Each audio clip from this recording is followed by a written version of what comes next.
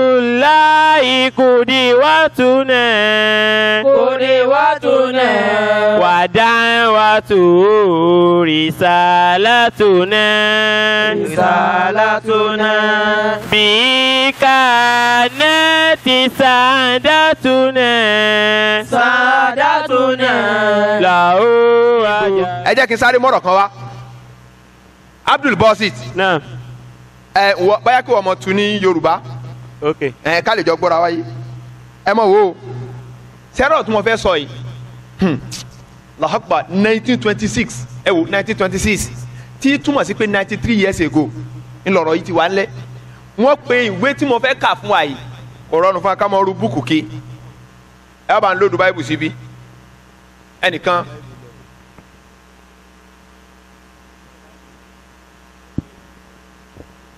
Now, ní 1926 ní USA ni wọ́n interview Christian scholar tá a fẹ́ sọ̀rọ̀ rẹ̀ yìí. Now, pẹ̀lú ẹ̀rí ni o. Allahu Akbar. Àwọn tí wọ́n dókítà yìí ni wọ́n lò láti fi kọ Bible kan tá à ń pè ní Standard Bible. Standard Bible. Kí ni mo pè é? Standard Bible. Fine. Ẹ wá gbọ́ngbà tí wọ́n ti gbéṣẹ́ fún tí wọ́n gbéṣẹ́ yálà ya owó fún.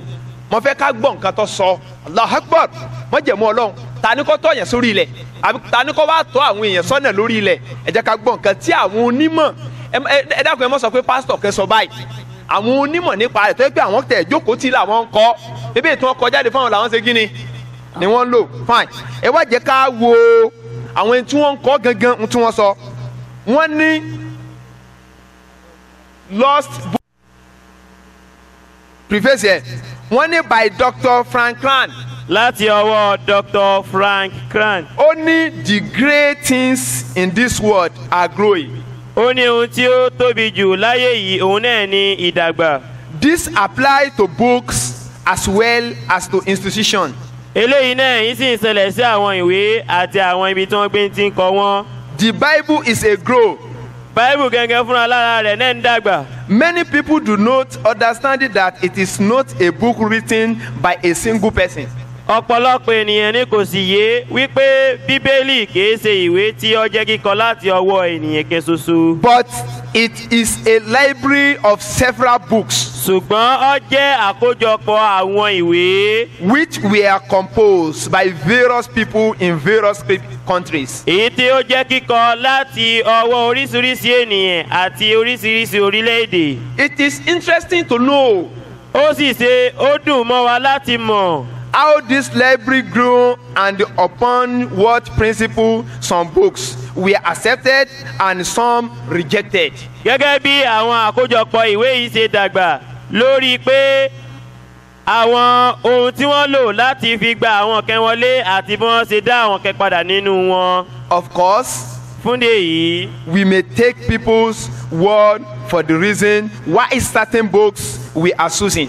a lè mú ọ̀rọ̀ àwọn ènìyàn fún ìdí tí wọ́n fi mú àwọn ìwé wọ̀nyí. But ṣùgbọ́n o it is always satisfactory ó jẹ́ ohun tí ó sì tẹ́ lọ́rùn to come to our own conclusion láti rí pé àwa náà wá sí ìpinnu wa by examining our own evidence. látàrí pé àwa náà yẹ àwọn ẹ̀rí wa wò. This is what this lost book of the Bible enable us to do. eléyìí ni ohun tí àwọn ìwé tí ó ti jùnà nínú Bíbélì yìí gbà wá láyè láti ṣe. We can examine the books of scriptures nígbà tí a bá ronú jinlẹ̀ nípa àwọn ìwé which we have in the authorized versions. nínú àwọn èyí tí wọ́n gbà wọlé. And then in this book we can read those scriptures which have been eliminated by various councils. àti pé nínú ìwé yìí a lè ka àwọn ìwé tí wọ́n ti gbọ́n dànù láti ọwọ́ oríṣiríṣi ìgbìmọ̀. In order látàrí pé to make up our standard Bible. àwa náà fẹ́ ṣe Standard Bible tiwa. Ẹ̀dìrí nítorí tóun fẹ́ kọ Standard Bible ó wá yọgilu gbogbo àwọn náà èmi wá bẹ̀rẹ̀ sí ní bí wọ́n ẹ mọ̀ wo ìbéèrè tèmi rèé nínú library Dr. Kran yìí ẹ wá gbọ́ nǹkan tó sọ ọlọ́run kó ṣàánú wa o ọlọ́mọdé àsìn ayé wa. àmín. ó wá kọ sínú wẹ́ẹ̀bù ẹ̀ ó ní different version of the Bible with different contents in it. ẹ tẹ̀lé ó wá ní there is only one an authentic book based on standard Bible only. ó ní astagfirullah ó ní Bible ọ̀pọ̀ lóríṣiríṣi ó ní ṣùgbọ́n ẹyọ kan tó dáa tó dé wà standard òun náà ní standard Bible. ó ní òun ló ń rìpọ́tì o kìí ṣe mi o ó la ní New International Version 1978 New American Standard Bible 1971 New Message 2002 Amplifier Bible 1965 New Living Translation 1996 King James Version 1611 to 2000 Contemporary English Version 1995 New King James Version 1982 and 2000 New Century Version 1991 God's Word 1995 21st Century King James Version year 2000 America Standard Version 1901 Young Literary Translation 1862 Debbie Translation 1890 Human Christian Standard Bible 2004 New International Reader Version 1998 Wakofi New Bible 18 New Testament 1380 1388 Worldwide English New Testament 1969 New International Version UK 1969 Today New International Translation 2005 Revised Standard Version RSV 1952 New Revised Standard Version RSV 1989 RSV Revised Standard Version Catholic Edition 1966 English Standard Version Revised Version RSV 2001 ẹ pé kí n sinmi New Living Bible 1971 Good News Version 1976 J.B. Phillips New Testament 1958 Barclay Version 1958 Bishop Bible 1568 Catholic Public Dwelling Version year 2009 Clear Word Bible 1994 A Conversion Version 2005 Jerusalem Bible 1996 New One Translation 1944 New Life Version of the Bible 1985 There is only one Quran. Lọ́wọ́. ẹ dákun ẹ̀yin ọmọ ìyá mi ṣé wàá rí i pé mo kà á lọ bẹ́ẹ̀ yẹn kírísítẹ́nì lè sọ pé ustaasu yẹn òun ló kọ́ jàre ẹ dirí náà mo kẹfẹ́ kọ táìpù orúkọ dókítà yẹn sí Google mi tó ń do olójú àgbo yìí tó bá di táìmù question and answer ó lè padà wá bá mi kó wá fi béèrè question lọ sí wẹ́ẹ̀bù Dr. kí ni wọ́n gbórúkọ rẹ̀ Crony lọ sí wẹ́ẹ̀bù rẹ̀ kọ́ lọ rí mẹ́ àwọn yẹn làwọn tẹ̀ tún jókòó ti báyìí fún àwọn mọ́nítọ̀ rẹ̀ náà sọ́wọ́ àpárọ̀ ni ṣé wàá rí gbogbo fásitì tí wọ́n tún wá sọ yẹn ó tún wá yàtọ̀ sáyìí táwọn ṣe kí ni táwọn kó káàkiri ọjọ́ra ó tún wá yàtọ̀ sí ìtawà tẹ̀ tún wà tún kó káàkiri Ọlọ́run ṣàánú wa fa ewu gan la fẹ́ tẹ̀lé mẹ́ kò sí. tí ó sì jọra wọn tí ó bá yẹ o lè mọ bọ̀ wá bí ẹnìkan wá dùn mí kọ́ mọ gba àwọn fásẹ́ǹsì yẹn lọ́wọ́ mi ẹ wo sẹ́ẹ̀dì pé inú gbogbo èyí tí mo kà wá yẹn kò sí ohun tí mo fẹ́ dákọ̀ yóò sí bẹ́ẹ̀ wọ́n pe léyìn ní youth bible youth ẹ̀yin ọ̀dọ́ wọ́n lẹ́yìn ọ̀dọ́ lẹ́lẹ́ léyìí báyìí ẹ dákun ṣé eléyìí ni Jésù mú wa tẹ́yìn mùsùlùmí ọmọ dáhùn sọ pé mẹ́bí bible ní ọ̀rọ̀ Ọlọ́run ni ẹ sọ fún mi o ètí Jésù bá mú wa ẹ dirí eléyìí bẹ́ẹ̀sì lórí Protestants ó jẹ́ 66 books 66 ẹ mọ̀ fi báyìí wo tébù mi o kò lágbára o mọ̀ bọ̀ ẹgbẹ́ yà bí wò la.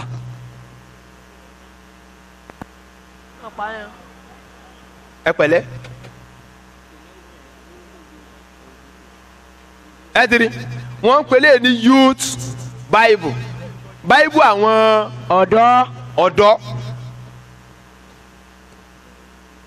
àwọn ọ̀dọ́ ló ní náà ṣé eléyìí ni Jésù mú wa sẹ́wọ̀n pé ọlọ́run ọba ní pé ká gba àtàwọ́rá gbọ́ ká gba ìnjílì gbọ́ ẹ dákun ṣẹlẹ̀ yìí ni ẹ̀yin mùsùlùmí ẹ̀yin gẹ́ sọ fún mi lálẹ́ yìí torí ẹ̀yin gẹ̀yìn mọ́ dáhùn sọ pé ibà ibò ọ̀rọ̀ ọlọ́run ni ẹ sọ fún mi o ẹ pé one youth bible ẹ gbà èyí tí jésù mú wá nìyẹn jésù ti násárátì fáwọn ọ̀dọ́ fáwọn ọ̀dọ́ náà eléyìí wọ́n pè yẹn ní amplifier bible kí ni tún amplifier ẹ bá mi gbé bíbélì yìí lárugẹ ohun ànílà ń gbé lárugẹ. wọ́n ní kẹ́ bá wọn amplifier rẹ̀ sókè jọ ṣẹlẹ̀ ní jésù mú wa eléyìí náà bẹ́sì lórí protestant 66 books wọ́n dẹ̀ ti yọ 49 verses kó n bẹ̀ nínú new testament ẹ kó di 2 church wo ni ọmọ lélẹ̀ kò yé wa. now church wo ni ọmọ lo youth bible Allahu Akbar ọ̀yàgbà ó di 2 now eléyìí wọ́n ní new international version NIV NIV new international version. ṣẹ́rí báìbù tó wà lọ́wọ́ mi yìí ǹjẹ́ mo rí kírísítẹ́nì kan tó lè wá bá mi ka 1 Samuel 13 verse 1 nínú báìbù yìí 1 Samuel 13 verse 1 bá di táìmù kọ́sẹ̀ náà ṣàlẹ̀ rẹ tí ó yọba ká ẹ̀dírí wọ́n pe léyìí ní new international version. international lélẹ́yìí jọ èsè lókà owó ta wọn yọ ó ta wọn lọ lálá ní o ó fọpọlọ gbé ó fẹsẹ̀ gẹ́gùn ọ̀kẹ́ fọpọlọ gbé ní international bible a tún ní international english èkó ni international níjọ ẹ ti rí international lélẹ́yìí báyìí fine ó di mélòó. tìrí mẹ́ta. Good news bible. ìròyìn ayọ̀ ìròyìn ìdùnnú tó pinnu ẹ̀dìrí good news bible with Deuteronomical books and abracadabras òun contain 83 books based on Roman Catholic Bible ó di mélòó. ó di mẹ́rin 4. eléyìí wọ́n ní new living bible. eléyìí ní 2 Corinthians chapter 4 verse 4 ó ní Satan is the god of this world. wàláì. èṣù lọ́lọ́run aráyé. ó ní èṣù ní ọlọ́run ayé yìí. mo dẹ̀ mọ̀ pé inú gbogbo ẹ̀sìn kódà kó sí àwọn ẹni tí wọ́n lọ ń gbé òkúta tí wọ́n pera wọn ní oníṣègùn àtàwọn tí wọ́n ń gbẹ́bọ káàkiri àtàwọn tó gbé irin sójú ìgbọ̀n tó ń pera wọn lólógùn wọ́n mọ̀ pọ́lọ́hún yàtọ̀ sí irin táwọn ṣe kínní. táwọn bọ̀. wọ́n kẹ́ ń lérò wípé bọ́yá táwọn ọba ṣe kínní yẹn kò lè àwọn onírìhun tí ó sì pè àwọn lọ́dọ̀ Ọlọ́run. fine ẹ tẹ̀lé ṣùgbọ́n báíbù eléyìí ni pé sátánì lọ́lọ́hun lé aráyé. àfi kí kírísítẹ́nì wa sọ̀túnmọ́ rẹ̀ fún wa God ni o God fine ó di mélòó. 5. ó di márùn ìyá ọlọ́run ni o ètí jésù bá mú wá mẹ́kẹ́ wá sọ fún wa. bẹ́ẹ̀ni. hey sekele abẹ ẹ ti RSV Revised Standard Version 1951 1951. ẹ ti rí pupa yìí Revised Standard Version 1971 1951 1971 wọ́n ṣe eléyìí ní 1951 wọ́n ní àṣẹ yálà ya mistake wọ́n wá tún lè sí ní 1971 wọ́n lé léyìí ní mistake ó dẹ̀ ní yálà ya error. èwúrú géèmù tí wọ́n play tó mọ̀ sọ fún yín pé ẹ gba Jésù ní Olúwa àti olù èwo ní kẹ́ ẹ gbà nínú gbogbo òwe bébí ìwé tí wọ́n fi ń pè yín náà wọ́n wá sí báyìí. ó kì í bàbá ya. èwo lẹ fẹ́ gbà mẹ́ ó di mélòó. 6. ó di mélòó. 7. Drama.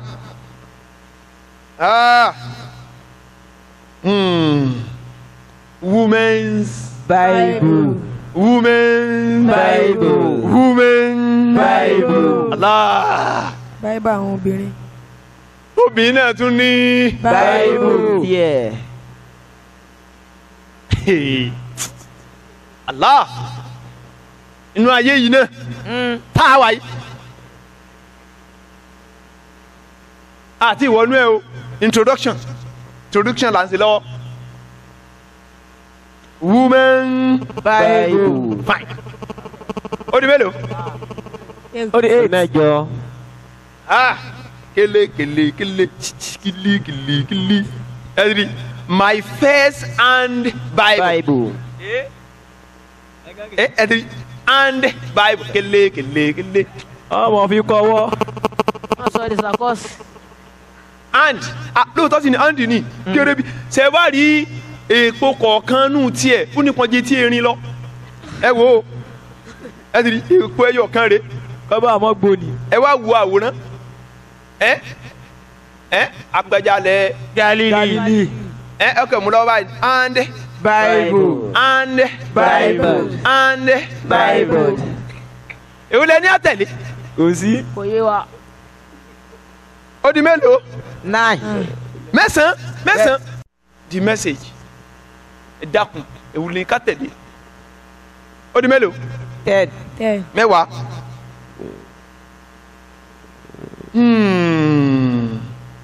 ẹdiri new RSV new revised standard version of the Bible based on Roman Catholic mú pupa yẹn wá tó wà sálẹ̀ wọn à ń pèlè ní RSV Protestant 66 books à ń pèlè ní RSV Roman Catholic 73 books olókọ̀ rẹ̀ tinú méjèèjì ṣé Jésù ló mú 73 wá ní àbí 66 books.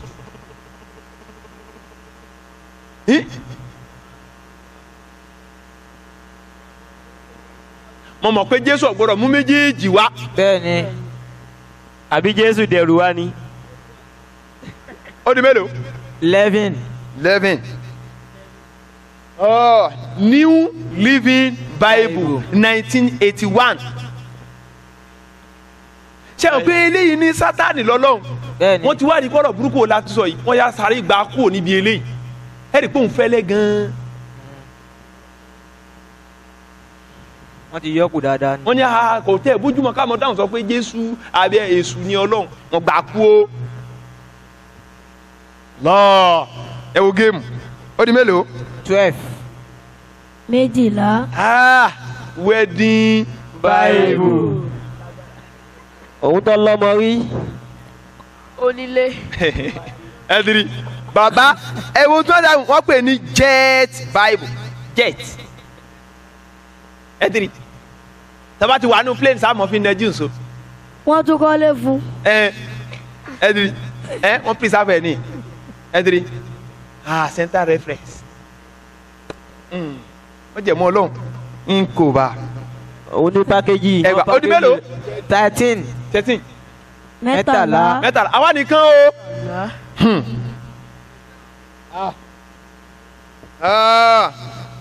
ẹ rí o ti gbó bí lọ́wọ́ pásítọ̀ kan láti gbà. Bẹ́ẹ̀ni. nígbà tí argument débì kan ó sì bú sẹ́kún.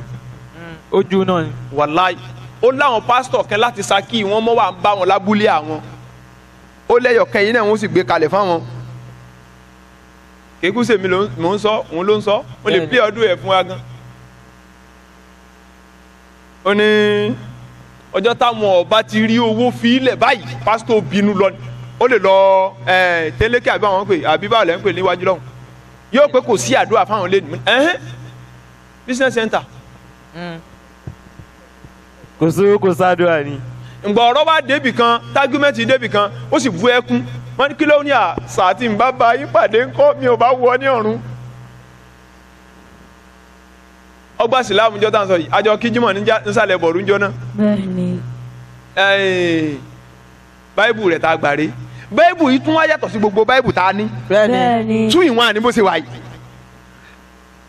tí wọ́n dẹ ẹ mọ̀ pé sẹ́ríhun tó bá wà ní original pure form wàláì ẹni ó bá ṣe mistake in translation Adam sọ pé òun ló ṣe mistake bẹ́ẹ̀ ni àbí bẹ́ẹ̀ kọ́ Bẹ́ẹ̀ni. á lọ wo original text ibi tí wàhálà ti dé sí bíbélì ni pé kò sí ní original fake ni Fake gbogbo èyí. kése mọ sọ àwọn gan wọn sọ ẹ mọ wo ó di mélòó 14. 14 ìròyìn ayọ̀. bíbélì ìròyìn ayọ̀. Ìròyìn bíbélì mímọ́ ìròyìn ayọ̀ ẹ̀dírí eléyìí ló ń sọ pé Paul orí ẹ̀ dàrú ni eléyìí ẹ̀dírí wàhálà ìbí bíbélì ibìkan wà mẹ́ Paul ní mo ti sí eré ẹ kúkú gbà mí gẹ́gẹ́ bí a sí eré kí n lè gbéra mi ga díẹ̀. torí kémi ní o lè fọ ara mi sí díẹ̀. ẹ wá lè gba yín díẹ̀. ìyẹn gan ò gbọ́dọ̀ fi wèrè wéra rẹ̀. bẹ́ẹ̀ ni àwọn àlẹ́ akílù màrídù fi jísẹ́mi màrídù. àlẹ́ Ẹ̀dìrí. ákì ìfù fi ṣe dọ̀ ìfù. ó di mélòó. 15. mẹ́ẹ̀ẹ́dógún. ẹ̀wẹ̀lẹ̀ à ń pè ní KJV King James eléyìí wà ní New King James eléyìí lẹ́rú Ọlọ́run ní Jésù eléyìí náà ó bèsì lórí King James ṣùgbọ́n òun ní ọmọ Ọlọ́run ni atọ́ka ó di mélòó. 16, 17. eléyìí là ń pè ní family báìbù. ẹ rà á fún gbogbo ilé. family lele ọ̀dà rẹ̀ láàmú àtìyàwó àtọmọ àtẹbí àtàrà sáko wọn jọ kẹgbẹ́ tí wọ́n níwájú wọ́n máa kà pé olólùfẹ́ mi o wá wá jẹ́ ká lọ sí pápá. jẹ́ ká lọ sínú pápá jẹ́ ká wọ̀ sí ìletò wọn ni. jẹ́ ká wọ̀ sínú ìletò wọn ni ní kùtùkùtù. ní àwúrọ̀ kùtù tí òtútù bá mú ká wọ̀ síbi tí àjàrà bá rúwé. ẹ̀hẹ́n ká wọ̀ síbi tí àjàrà tó bò tìtìtì tó wá rúwé tó bolẹ̀ dáadáa. kò ṣe bí igi tí bí ìgbà tí granite bá rù dí. ẹ rí o ọkùnrin nìyẹn o ó wà ń sọ fúnbìnrin pé kó ṣe gẹ́gẹ́ bí igi granite bá rù dí sẹ́yìn. ibẹ̀ ni èmi ò ti fi ìfẹ́ mi fún ọ. ó ní láti bẹ́ẹ̀ sì kó fún ọ. àti bẹ́ẹ̀ ni ó ti mọ yún. wàhálà inú gbogbo òwe ẹ̀sìn tá a kà inú bíbélì nìkan mo ti tán ní kí yẹn rù dí sẹ́yìn báyìí gbogbo ẹ̀yin tẹ́ ẹ̀ mọ́ rù dí sẹ́yìn àti ibi tẹ́ ti rí inú. bẹ́ẹ̀ ni wọ́n tẹ̀lé bíbélì. wọ́n fi jọ báìbù. o ò sì gbọ́dọ̀ dún onú Islam Arab. kó dà sọ pé láàárọ̀ kùtùkùtù wọ́n ti gbé olólùfẹ́ mi jẹ́ ká wọ̀ sí pápá jẹ́ ká wọ̀ sí ìletò wọn ni kó o rú di sẹ́yìn gẹ́gẹ́ bí igi granite yìí bá rù dí nbẹ̀ lèmi ò sì ti fi ìfẹ́ mi fún ọ ó kó mu ni kò bá a ó sì dá àsìkò tó dá yẹn òtútù mú ooru ò mú ọ wá ni àdánwò òwe so ta ló lè gbé bẹ̀ yẹn fọ́mọ rẹ̀ àbí o lè gbé bẹ̀ yẹn fọ́mọ rẹ̀ ikú ọyẹ ọmọ mi ọ wá wù láàárọ̀ pé mo fẹ́ kọ̀rọ̀ Ọlọ́run ọ wá gbé olólùfẹ́ mi inú àdùnfẹ́ mi òwò ọwọ́ rẹ ní orí ìpàkọ́ mi irun rẹ tutù ó sì lẹ́wà tó gẹ́gẹ́ bí òdòdó kí ló ń kọ́ ọmọ rẹ. ṣìnà nìyẹn. Synelism. so wọ́n lé léyìí family ni ẹ rí i pé wọ́n tún ya èèyàn méjì 1 2 3 4 èèyàn mẹ́rin wọ́n yà sí lẹ́yìn ọkùnrin obìnrin ọmọ àti bí àbúrò àbẹ̀gbọ́n sì ni so ẹ lè máa ṣe kí ni. ẹ lè wọn kà á fún wọn. ó di 18. ọ̀pọ̀ gan. eléyìí wọ́n ń pè ní bíbélì mímọ́. òun mọ ń tiẹ̀. eléyìí bẹ́sì lórí Old King James wọ́n lóun lọ mọ́ ẹ ti rí nígbà tí wọ́n rí i pé aṣọ eléyìí bíbélì mímọ́ omi tí wọ́n kọ báyìí wọ́n á pè ní atọ́ka wọn ò pè ní mímọ́ mọ́ ó di mélòó. 19.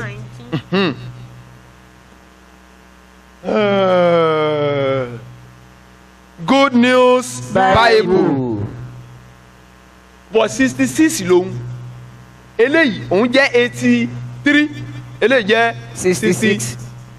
ẹ dákun ẹ mọ̀ ìyá mi mo ń fi eléyìí hàn wá nítorí pé ohun tí wọ́n ń pè ní ìwé Ọlọ́run wàláhì Kùránì nìkan ló maintain pure form. bẹ́ẹ̀ ni.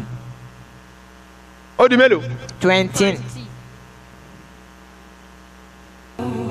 وبالإسلام دينا